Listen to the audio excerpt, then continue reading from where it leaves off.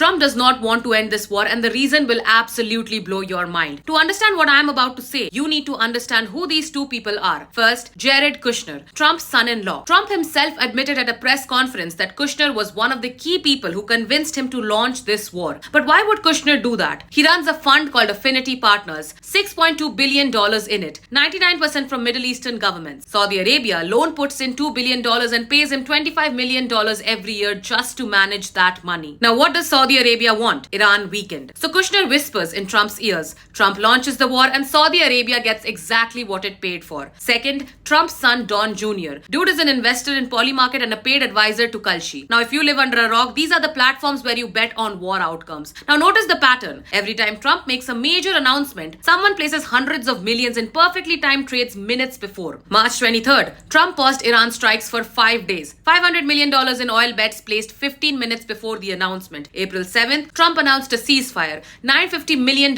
in bets placed hours before. April 17th, Trump declared the Strait open. $760 million bet in 1 minute. 20 minutes before the announcement. Every single time. Who could know these calls before the public other than Trump's own son? It is so obvious that once Trump posted something where he wrote, "Praise be to Allah," people were already betting on Polymarket whether he'd say Allah. That's how predictable this circus has become. Not just this. Don Jr. backed a drone company that got a $620 million Pentagon contract the moment this war started. His father started the war. The war needs drones. His son sells the drones. The conclusion? Trump is 79. His health is declining. He knows his time is limited, and everything he is doing, every deadline, every pause, every pump is about extracting as much wealth as possible for his family before he's gone. And don't forget to follow this page for only the truth.